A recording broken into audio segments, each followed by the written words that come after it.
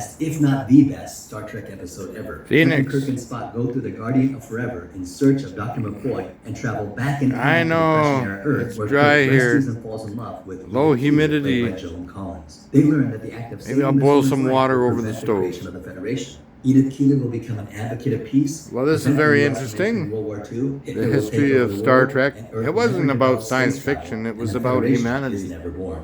Kirk has A lot of to people don't tragically know allow that. the love of his life to die in order to preserve the future. And this episode is heart-wrenching while exploring Yeah, themes that of got peace and war, several love, awards. and sacrifice. This is the best of Star Trek. It was written by science fiction legend Harlan Ellison, who actually wrote it as a non-Star Trek story, but then retrofitted it into Star Trek. In his original story, a drug addict named Beckwith escapes the Enterprise through a time portal and lands in Prohibition-era Earth and changes the future. Unfortunately, Harlan Ellison's script, while brilliant, was unfilmable and would have cost millions to make. DC Fontana came in and fixed Harlan Ellison's script. She For was a good one, writer. She replaced the drug addict character Beckwith with Leonard McCoy, who accidentally injects himself with a medication and becomes deranged. And Kirk and Spock go through the portal to find Dr. McCoy. And at the end of the story, Gene Roddenberry added a speech by Edith Keeler. I used to watch Star Trek when I was a teenager. Was furious About about 4 the rewrites o'clock and tried to after take his school. name off the project. However, they needed Harlan Ellison's name in the story to give the episode legitimacy. So Roddenberry threatened to drive Ellison out of Hollywood if he didn't allow Star Trek to We put can his name all in the episode. fly.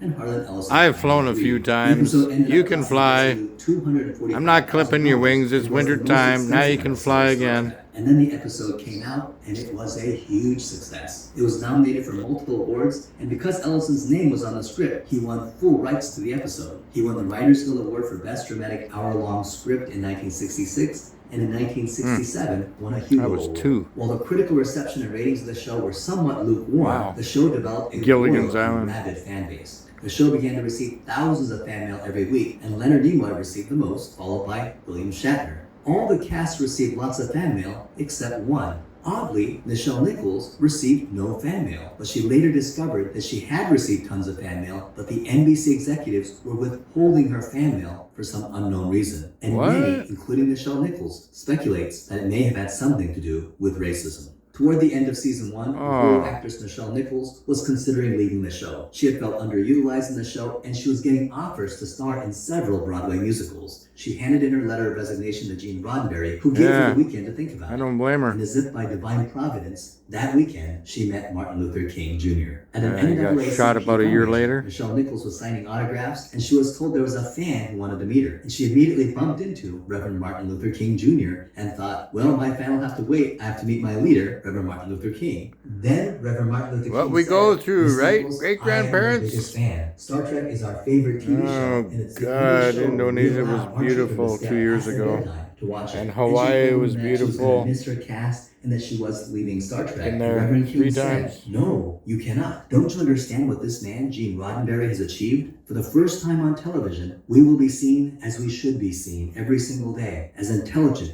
as quality, beautiful people who can sing and dance, but also people who can go into space, who can be lawyers and teachers, who are professors. That's right. How it is in real life, but you don't see it on television until now. Gene Roddenberry has opened the door for people to see us. You That's cannot right. leave." Nichelle Nichols was blown away by this, and she realized that he was speaking the truth. And that Monday, she went to Gene and she tore up her letter of resignation. And despite lukewarm viewership ratings, Star Trek had one Mission thing on its side. Impossible. While overall Nielsen viewership was not very high, Star Trek was very popular with the 18 to 35-year-old demographic. And this was the prime demographic that tends to purchase goods and is therefore most popular with advertisers. Therefore, Star Trek had a leg up when it came to the network selling commercials. Also, Star Trek tended to be popular with college graduates, professors, and professionals like teachers, lawyers, and doctors, and this also helped selling commercials to advertisers.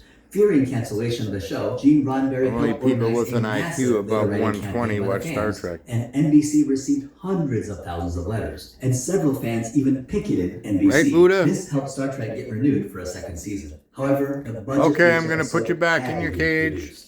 And during season 2, they Hey, you. added a new character. NBC I'm gonna put wanted you a back young in your character cage. to appeal to a younger You're talking now. Walter Say it. Koenig, who had a Say it. passing Say, resemblance hey, you. to actor Davy Jones Hey, of the you. Monkees, was hired as the Hey, you. navigator. And in 1967, Hey, you. the TV show Hey, The you. Monkees was the only Hey, show you. on NBC that was getting more fan mail than Star Trek. Well, Even anyways, a little piece of that monkey God, I got a few They even things styled his hair to figured look out like today. Davy Jones. lined up for another day tomorrow before church. And I just completed my 100-piece puzzle of the fish. And I'm donating that at, I don't know, either the secondhand store or Station 10. That's done. And one of his first TV jobs was a small role on Gene Roddenberry's show, Lieutenant. He was hired in season 2 as Pavel Chekhov. However, they made one change. Yeah. Originally, he was to be English. What is it today? Since the Russians were beating the US, February the Roddenberry felt it wasn't right to exclude 8th? the Russians from a future involving space Is it? exploration. Furthermore, it was 1967, the height of the Cold War between the US and the Soviet Union. And the Russians were our enemies. Yeah, that's why we made it to the moon. It was competition. In the future, there are no countries at war on Earth, and there was only one federation. The premiere episode of season 2 is Amok Time. Spock begins to have psychological symptoms and begins to become very Okay, violent. so, Ryan, if I want anything from you, I'll ask for it.